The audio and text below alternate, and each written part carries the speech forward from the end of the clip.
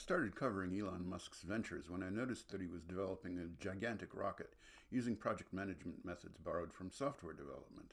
His methods appear to be borrowed from agile project management, but they're not precisely agile. Charitably, they can be called iterative.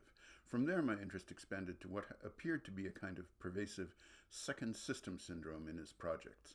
Second system syndrome happens when you have a successful first project and you overreach or go on a massive ego trip in subsequent projects. The two most visible examples of this are Cybertruck and Starship, but there's a third one I hadn't noticed up to now, and it has an effect compounding second system syndrome for Cybertruck. It's the 4680 battery cell. Cybertruck owners are getting poor range from their Cybertrucks. 178 miles is a number I've seen frequently quoted as a typical real-world range for Cybertruck. For such a colossal vehicle, that's shameful. Previously, I considered the impact of the 4680 in terms of Cybertruck production numbers. Tesla hasn't successfully ramped up 4680 battery cell production, and that has been a factor limiting the number of Cybertrucks produced. Given some of the proud announcements about the 4680 battery progress, you might be surprised. The numbers are astonishing.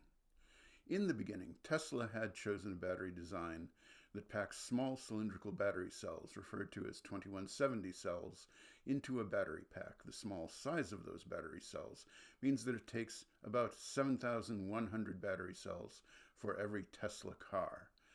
Tesla has sold about 5 million cars altogether. That means Tesla has used about 35 billion battery cells in its cars so far, most of them made by Panasonic. Even apart from the precision required to prevent battery fires in EVs, needing 35 billion of anything to make your product work is a constraint.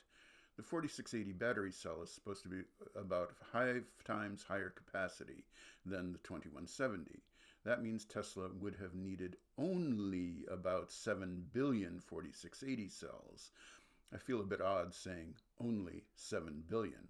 Or if Tesla builds around 2 million vehicles in 2024, it would need about 3 billion 4680 battery cells for all of them.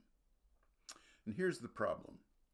Tesla, with battery partner Panasonic, has so far manufactured a few tens of millions of 4680 cells. That production rate needs to expand approximately by a factor of 1,000. That's 3 orders of magnitude to supply all of Tesla's production with 4680 cells.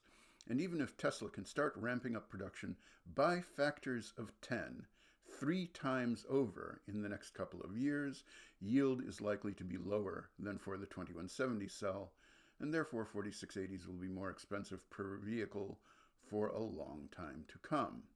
And, as mentioned previously, the real-world range of Cybertruck is disappointing and indicates a problem with energy density in the 4680 battery cells. And that is how Elon Musk now has a battery cluster inside the mother cluster of the Cybertruck.